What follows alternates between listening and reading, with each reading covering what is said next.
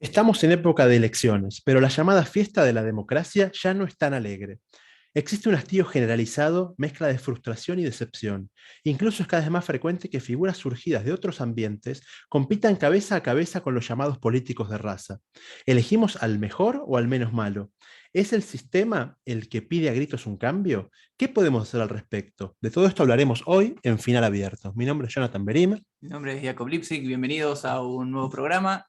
Y bueno, a lo largo de los últimos años escuchamos la presencia o la invasión de outsiders en el mundo político. Yo creo que el que más pateó el tablero fue Trump en el último tiempo, pero en realidad es algo que no es nuevo, ¿sí? Han habido actores presidentes, actores gobernadores, cantantes, deportistas, y todo este fenómeno muchas veces genera como algo así como un desencanto en alguna clase política, como recién decías, no, este tipo no, ¿qué sabe de política? Pero en realidad quizás es bueno analizar esto. ¿Es algo positivo que se sume gente que no esté, que no haya nacido, que no haya surgido del mundo político? ¿O en realidad la política es un arte y es algo que tiene que saber hacerse? ¿Sí? Te propongo, vamos a puntear, es un tema gigante, pero arranquemos un poco desde los inicios, tal vez. Quizá para hablar de democracia tenemos que pensar en las democracias, en el Senado romano, tal vez, o pensar también en la antigua Grecia, en donde el mundo político era un mundo ultra reducido de hombres blancos, ricos, Libres. libres, exacto. Entonces siempre fue como una clase o una casta aristocrática, y a lo largo del tiempo se fue abriendo. ¿A dónde apunto? A que el concepto de outsider es algo intrínseco en la política. Al principio era un grupo de pocos y después se fue ampliando cada vez más. Tal vez ahora llegó el punto de cualquiera puede hacer política. Lo que creo que estamos viviendo ahora es este paso de los partidos políticos a los individuos, ¿sí? Que eso es lo que tal vez llama tanto la atención.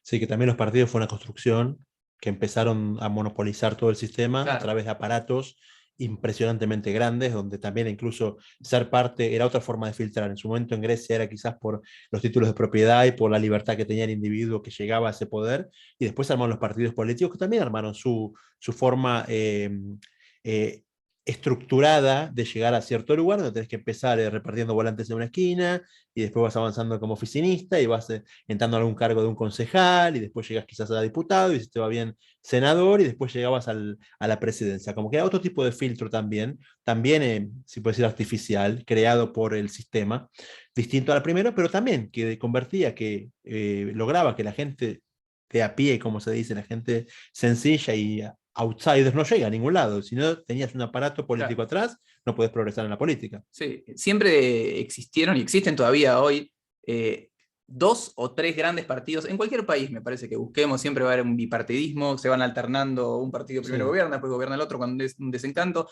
Alguna que otra vez surge una tercera fuerza, Sí, que a veces surge para quedarse, a veces surge esporádicamente, claro, desaparece después. pero es algo establecido. Lo que vimos en los últimos tiempos, sobre todo, y esto es interesante, sobre todo en elecciones que me parece que tienen que ver con elecciones más legislativas, porque, y acá también entra en juego esto, el outsider muchas veces o forma un partido propio, o en realidad es llamado por los viejos partidos. ¿Sí? La famosa frase que personalmente siempre me molestó. Sí, había un deportista, algún cantante, algún presentador de televisión, nunca faltaba la pregunta, ¿alguna vez te tentaron con política?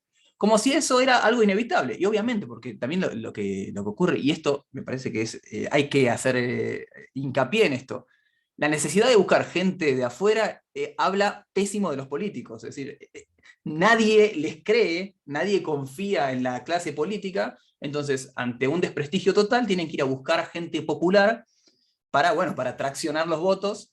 Entonces, tal vez para los cargos más importantes, como por ejemplo Trump, vamos a analizar un segundito, detengámonos en Trump. Trump fue el candidato de un partido centenario como es el Partido Republicano.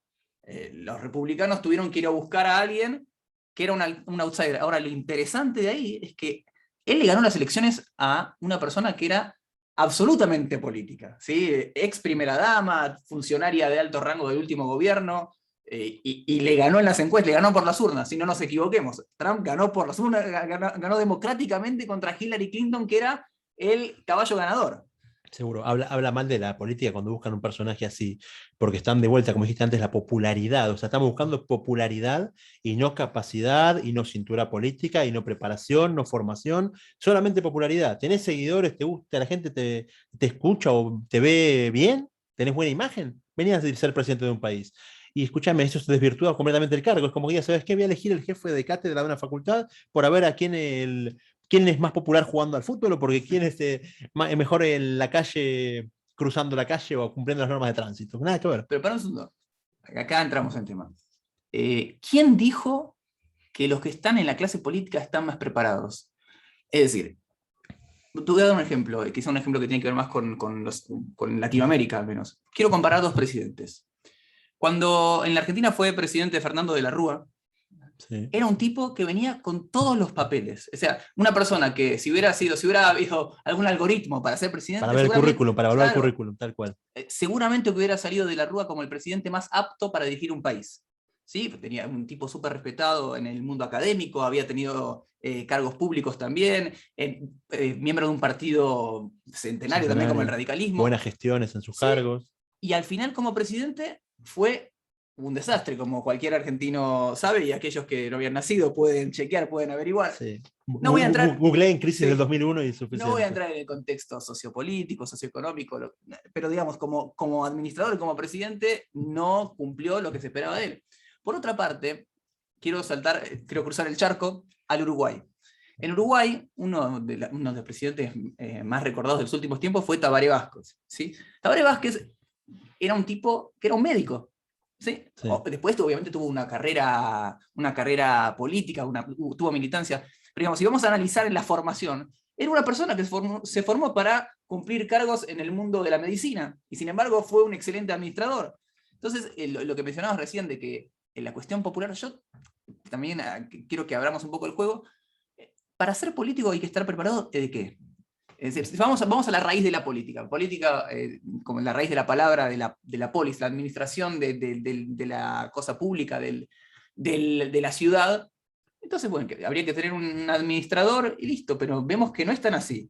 Sí. Bueno, hay países que tienen carreras políticas que son obligatorias para los políticos. O sea, uno no puede ejercer cargos de administración pública en Francia, por ejemplo, si no hizo antes una preparación adecuada para la administración pública. O sea, desde, llámese, balances, manejo de personal, opinión pública. Hay un montón de cosas que en un cargo de administración de estos casos que estamos mencionando requieren. Hace falta saber de esto. O sea, una persona que es un gran corredor de offshore, de lanchas, como carreras de lanchas, como, o Miguel del Cel. o un humorista, seguro. O sea, no, vos decís que Miguel del Cel no hubiera sido ministro de Economía de Francia. No, de Francia no. De Argentina por ser presidente, quizás sea, no sabemos qué nos depara el futuro. Nunca sabe. Pero sí, en Argentina, bueno, Daniel Scioli fue candidato a presidente, estuvo ahí de ser presidente del país, sí. Y su formación es carreras náuticas, o sea, claro, sabe de lancha, sabe de carrera, sabe de velocidad. Él empezó como secretario de deportes. Empezó como tal cual, bueno, que es un cargo más afín a su experiencia de la vida. Sí. Y después terminó como candidato a presidente, porque bueno, fue escalando, fue subiendo y llegó está al borde de el sillón de Rivadavia, del puesto más alto de la política argentina. Entonces, está bueno también, es verdad, saber de qué tiene que estar preparada la gente, pero por otro lado, como dijimos antes, si esto es mucho tema de separación y de una casta política, una élite política, no creo que el viejo ateniense, que tenía el zapatero ateniense, que estaba ahí trabajando día y noche, 14 horas por día para poder tener comida, no busquemos una propiedad o una casa, haya tenido mucho que ver con el diputado representante de la democracia griega que en teoría venía a representarlo a él, que era el pueblo, y no tiene una distancia de años luz. Quizás nunca uno va a entender la realidad del otro. Ni lo mismo en el Senado romano. Y lamentablemente en las democracias de hoy en día también puede pasar cosas similares. Bueno, pero eso también tiene que ver, me parece, la búsqueda de un outsider, vamos a llamarlo así, que es un outsider, o alguien que no pertenece a la casta política o lo que fuera. Yo me pregunto, y mi experiencia tiene que ver con la Argentina, con lo que yo he visto con los políticos, creo que hay una gran sensación de que los políticos viven como en un mundo aparte, que están absolutamente desconectados de la realidad. podríamos hacer una gran lista de personas que trabajan de ser políticos. Seguro, que O toda sea, la vida vieron de siempre, eso. siempre vivieron de la cosa pública, porque, es más, mencionamos recién a Scioli, que ese es solamente un ejemplo, simplemente para seguir, que hoy en día es embajador en Brasil. Sí, O sea que es una persona que fue secretario de turismo, después fue gobernador de la provincia de Buenos Aires 2 veces, después fue candidato a presidente, seguramente habrá tenido al medio un cargo de diputado o senador, no recuerdo, y ahora está como embajador, que hasta hace poco era el canciller, sí. Felipe Solá. También, no recuerdo cuándo habrá pasado al ámbito privado, porque viene en el espacio público hace muchísimo tiempo, y de los dos partidos, no es algo de kirchnerismo o no kirchnerismo. En todo el mundo político se siente que, bueno, este tipo vive de un sueldo público desde hace un montón de tiempo, y como mencionamos, la búsqueda de alguien de afuera, este tipo no me representa más.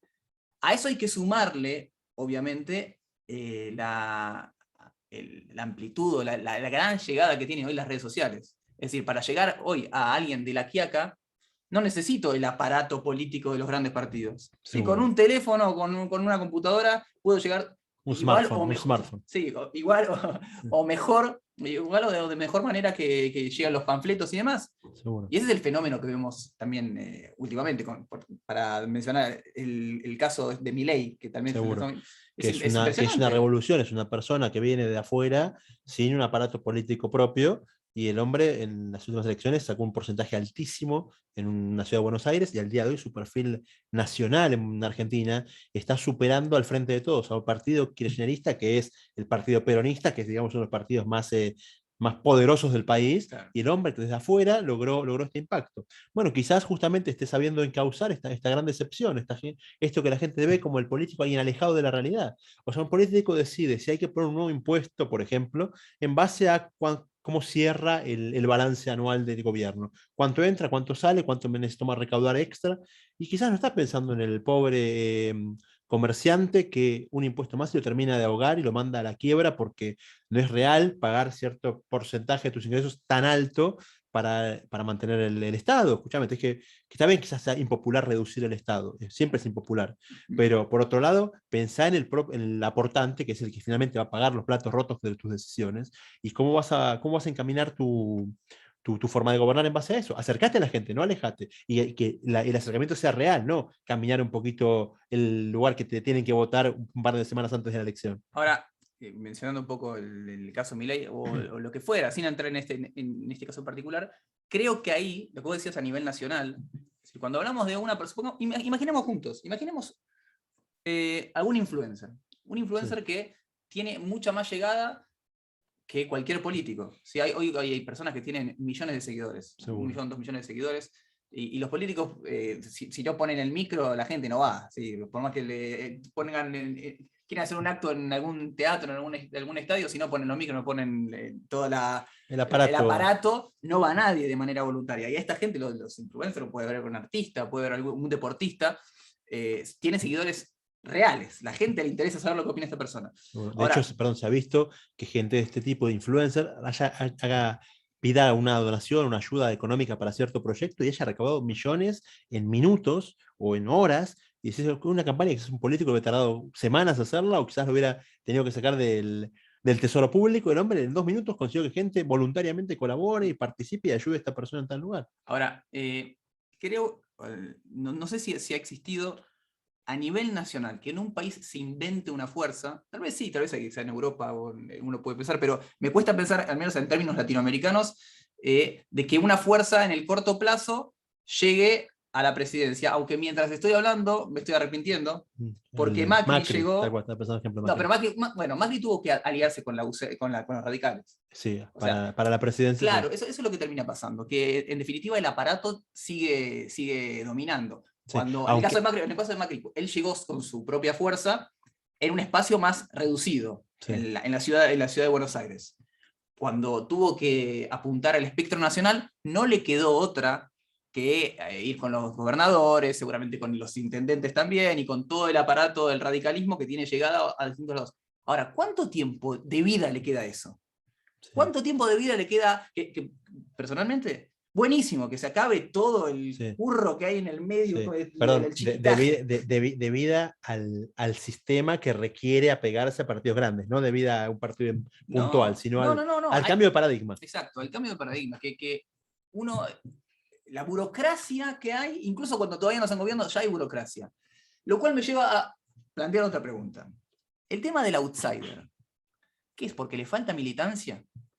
Hay una típica cosa que dice, O bueno, sea, ¿a quién llamamos outsider? claro, porque como en los inicios de la democracia, siempre eran outsiders, siempre se fue ampliando el espectro. Al principio, como decíamos antes, eran los hombres blancos, libres, siempre hubo una etapa del outsider. Lo que ocurre ahora es que, tal vez como novedad, ya no existe la militancia, que para muchos es palabra sagrada, ¿sí? Es algo sagrado. El que no militó, no puedes hablar, como muchas veces le critican a la gente nueva que dice, bueno, vos nunca ejerciste un cargo, nunca manejaste nada. ¿Qué valor se le da a la militancia que, imagino, doy otro ejemplo, supongamos a alguien que llega a una empresa y directamente salta a ser el director. Creo que aquel que empezó de abajo tiene un valor. O sea, no le quiero quitar valor a la militancia. La pregunta es si es algo fundamental. No sé cómo lo ves vos eso. Militancia va a depender si la vemos la militancia como obsecuencia de seguir una idea y en forma, viste, fanática, o realmente militancia como la experiencia que le da la vida de trabajar en cierto ámbito y te va formando. De hecho, esa experiencia siempre es válida. El tema es que todas las experiencias pueden aportar mucho a la causa que queremos ahora. Va a aportar el hombre que hace 30 años está en la administración pública porque sabe cómo se tiene que conseguir las cosas adentro, que de vuelta no es de lo más limpio, no es de lo más sano, y lo que son las llamadas tranzas, que te tengo que dar un favor hoy para que vos me hagas un favor mañana y llegar así a aprobar una ley que necesito. Y eso suma porque le da gobernabilidad a la situación. Y por otro lado también tiene el aporte de la gente que dijimos outsider, que viene de afuera, que viene de manejar una empresita, quizás una pyme, con 30 empleados. Y también sabe lo que es administración, sabe lo que es pagar impuestos, sabe lo que es el empleado que usa cualquier excusa amparado por una ley y lo termina perjudicando a la empresa y al mismo, porque si la empresa gana menos, a veces se ve perjudicado al empleado, a veces no, a veces las leyes laborales son todo lo contrario, son, ¿viste? Son que estén todos más contentos y todos más felices. Como que hay muchas ópticas de la situación y cuanto más ópticas tengas, como en todo debate, va a ser enriquecedor. Si tenés quizás una combinación de una persona que viene de afuera, una persona que está adentro, quizás es un buen dúo para pensarlo en Una dupla. es una dupla política, ¿no? Ahora, hay dos puntos que me parece que estaría bueno, sobre todo en este podcast, una mirada distinta. Está por un lado el punto mencionado en el Talmud, que me gustaría que si lo tenías bien analizado. Y después me gustaría que hablemos también de los partidos religiosos, que es también es un mundo distinto tal vez al que estamos más acostumbrados en las democracias de Latinoamérica, que en donde, por ejemplo, donde vivimos nosotros en Israel, tiene un peso muy grande. Seguro. Pero vos Bueno, habíamos hablado del tema del Sanedrín sí, fuera de aire. fuera de Digamos. aire. Sí, bueno, primero pensamos que cuál sería el sistema quizás que el judaísmo tuvo en sus primeras épocas de gobierno, de autogobierno en Israel, cuando era un gobierno quizás más asociado con la Torá y con la parte religiosa, y estaba mucho más combinado la religión y el Estado que ahora. Entonces, el planteo original del pueblo judío era, tenemos un rey, que el rey es la autoridad máxima, designada por Dios, por herencia, porque le pertenecía pertenecer a esta familia, y él era la autoridad máxima a nivel de todos los poderes, pero por otro lado había lo que era se llamaba el Sanedrín, que era un parlamento, una especie de parlamento de sabios, un consejo de sabios, que tiene quizás su origen en la historia de la Torá, en el desierto. Tenías a Moshe, que era la autoridad quizás política y militar del pueblo y rabínica, autoridad legal, y por otro lado tenías el consejo de los sabios, que eran los que lo acompañaban, apoyaban, opinaban, y bueno, y su hermano Aarón, que era la parte quizás más ritual, la parte más Claro. del culto, era el gran sacerdote, el sumo sacerdote. Y entonces el sistema no tenía ese momento quizás de democracia, no había, no había un voto, no eran los delegados del pueblo, es que el pueblo le daba el poder al gobernante, como quizás se trata en la democracia, cada vez con más pulido el sistema, no era lo mismo, como dijimos, la ateniense que la de ahora, pero lo que sí había un valor que es interesante destacar en forma superlativa, que es el concepto de la ética. Se buscaba gente sabia, gente conocedora, Bueno, gente empática, pero gente ética también. para entrar en Sanedrín era prácticamente, no imposible, pero el nivel de sabiduría que había que tener, de Sí. manejar una cantidad de idiomas y Sí, al poder punto tal recibir que testimonios. estaban prohibidos las traducciones en el Claro, Sanedrín porque si uno escucha la versión que te cuenta el traductor de una situación, ya no es lo mismo que escucharlo en primera mano. Entonces había una obligación de no hablar quizás, pero sí entender todos los idiomas. claro. Entonces venía la gente de donde venga, tenía que saber ese idioma y de ahí ni hablar la capacidad en Torah, en leyes, en ética, en empatía también, porque también es cuestión de ser empático y no ser justamente esa casta inalcanzable a la que no se puede llegar. Entonces el factor de la ética es bueno meterlo también, porque quizás en el mundo moderno no existe en la política. Nadie hace una medición de la ética de cada persona. Claro. De hecho, si habría medición de ética, quizás no sé cuánto superarían la evaluación. Así que está bueno tomar como ejemplo, y también es bueno tomar quizás como ejemplo ya, quizás dogmático, pero es interesante saberlo, de ver cómo esta gente quizás pensaba siempre a futuro y siempre era el bien común lo que se llama el estadista y no el político que busca zafar busca pasar bien el rato, la situación complicada. Al punto tal que quizás un dato interesante para cerrar con este capítulo de Sanedrín, pero que es interesante, es que cuando fue el último, el de Sanedrín, ya en el siglo IV, que estaban bajo la dominación romana, donde estaban perseguidos y para ser miembro del Sanedrín había que recibirse de rabino, ser nombrado rabino por otro rabino, que era Claro. forma de La smija. la smija, el concepto de la smija. Y Roma, entre otras cosas, prohibió la smija para que la cadena de transmisión judía, de autoridad judía, se termine, no haya más renovación del Sanedrín, la gente vieja se muera y se termine acá la situación. Entonces estaban haciendo su trabajo con riesgo de vida, o sea, en la clandestinidad, con riesgo de vida, y en una de las últimas reuniones que hubo el Sanedrín fue que fijaron el calendario permanente, porque el calendario hasta ese momento dependía de que testigos vean la luna, y Claro. esto es una situación muy interesante quizás para escribir otro podcast, pero era muy del día a día, dependía del momento a momento. Y ellos dijeron, vamos a hacer algo para la eternidad, pensando que el Sanedrín ya no va a poder seguir funcionando porque Roma no nos va a dejar.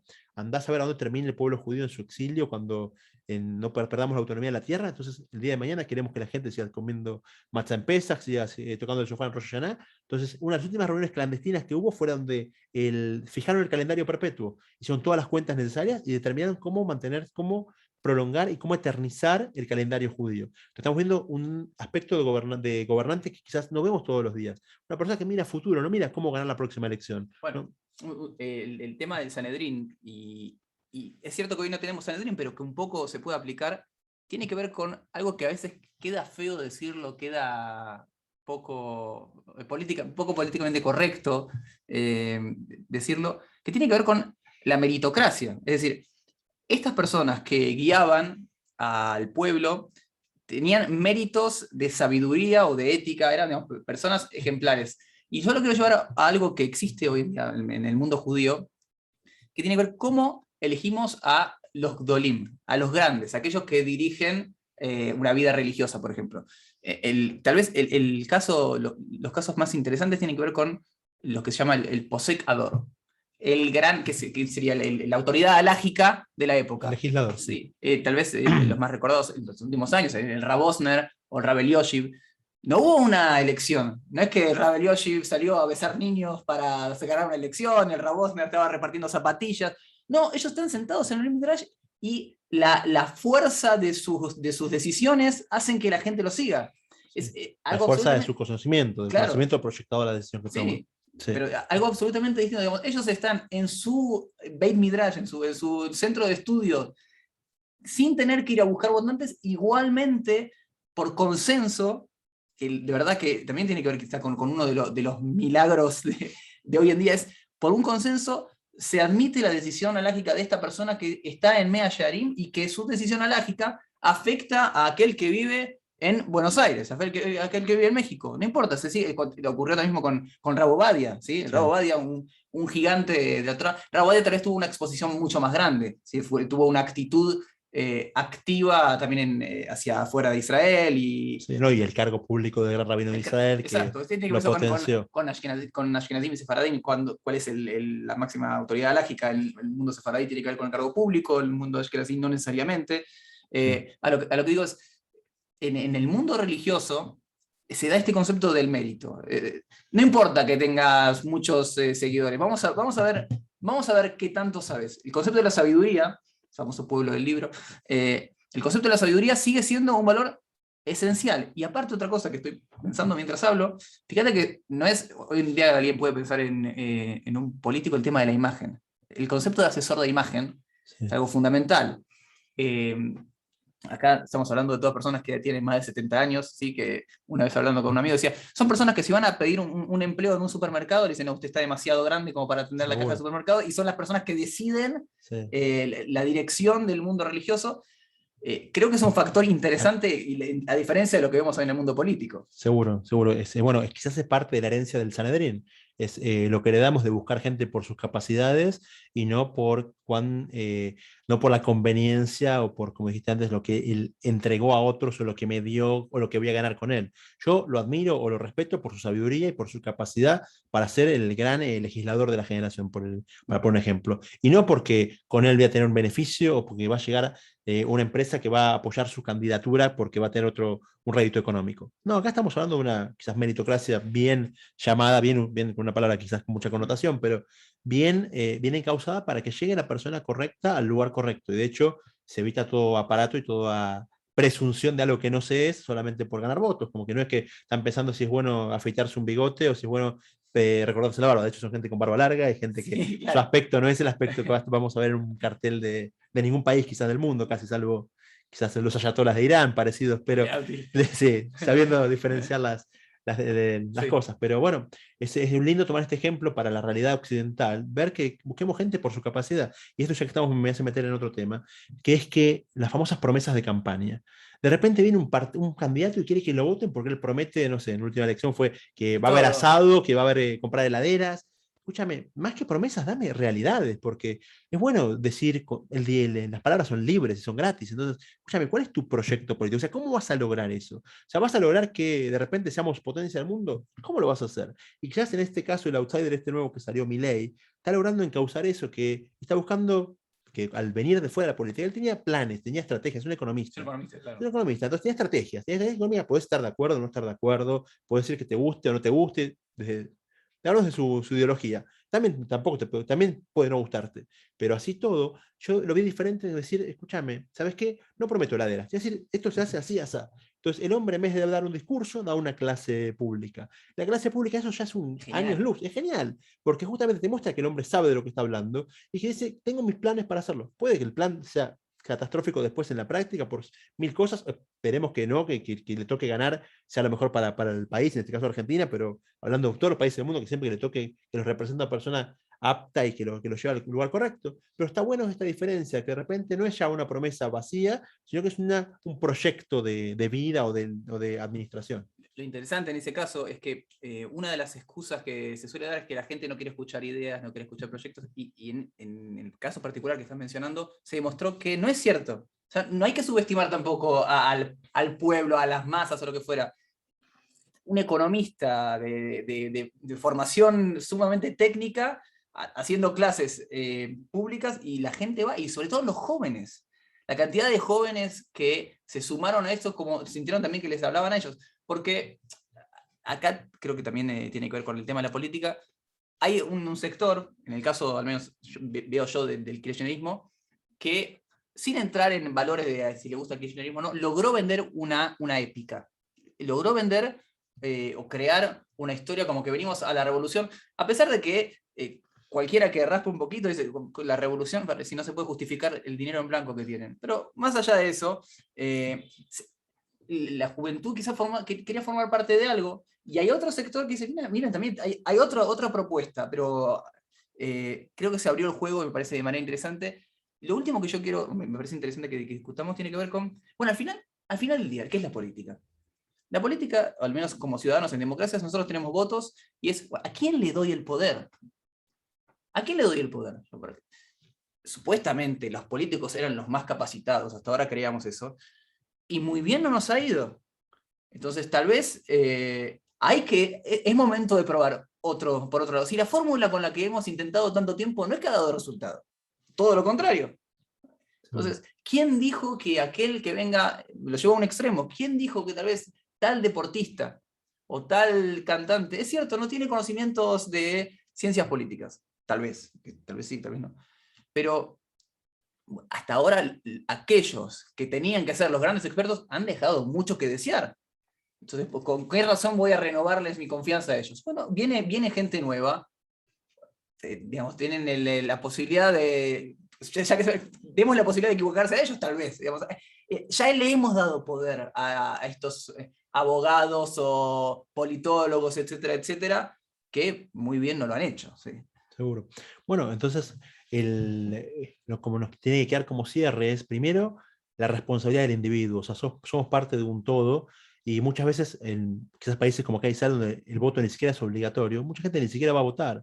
Piensa, bueno, igual todo es lo mismo, una decepción constante, y ¿para qué voy a votar? Incluso en países que es obligatorio, como en Argentina, quizás también hay gente que dice, no voy, o impugno, o voto en blanco, ¿qué cambia mi voto, no voto? Y la verdad es que Los que se iban a, no sé cuánto, no me acuerdo cuánto era, el límite de se los cuantos alejan kilómetros para no votar. tal cual, que estaban eximidos por la distancia. Entonces, bueno, justamente, somos ciudadanos, pertenecemos a un todo que es un país. Ese país, gracias a Dios, tenemos la porción de vivir, muchos, espero que todos los que estén escuchando el podcast, pero los que no, que pronto lo empiecen a escuchar, que vivimos en democracia, y tenemos esa autoridad, esa pequeña autoridad, es verdad, un voto no hace nada, pero 1 millón de votos hacen un candidato a diputado, y quizás 10 millones un presidente. Claro. Pero justamente, sabemos que somos un granito de arena más en pos del bien común, y empecemos a pensar distinto, como dice Einstein, que para obtener resultados distintos no hay que hacer siempre lo mismo. Entonces, si hacemos siempre lo mismo, va a salir mal. Entonces, bueno, este ya fue, pasó, no anduvo, ¿por qué no anduvo? ¿Por qué sí anduvo? ¿Qué hizo bien? ¿Qué hizo mal? Entonces, es importante que busquemos con nuestro voto la mejor opción, y no, como dijimos al principio, quizás votar el menos malo. Bueno, este candidato tiene proyecto, bueno, ¿cómo lo piensa hacer? Me gustó cómo lo piensa hacer, yo voy por ese lado. Entonces busquemos justamente el bien común, seamos más estadistas, busquemos como el Sanedrín, que reunidos en una cueva en clandestina, escondido de Roma, estaban pensando de ahí a 2000 años cómo iba a ser mejor para el pueblo judío. Entonces pensemos eso en nuestra propia sociedad también. Ese va a ser nuestro aporte, el mayor cambio que podemos lograr. Nosotros, como individuos, aportar a que de acá a 100 años, de acá a 50 años y de acá a 1000 años, seamos una sociedad mejor y tengamos un país mejor. Bueno, buenísimo. Con este cierre de campaña, presentamos la campaña de Jonathan Berín, se va a candidatear dentro de poco a la Knesset. Muchas gracias por estar del otro lado. Les pedimos que nos acompañen en las redes, que compartan el podcast a través de todas las redes, en YouTube o en Spotify. Seguro, etcétera. todo ayuda. Gracias por escucharnos también, por comentarnos. Los comentarios son muy importantes también. Sabemos que les gusta, que no les gusta, que podemos mejorar, qué temas les gustaría que tratemos. Y aclarar para el final que por ahora el tema de cargo político no está. Así que no es cierto. seguiremos como outsiders, por lo menos. Exactamente. Bueno, hasta la próxima. Hasta la próxima, así es.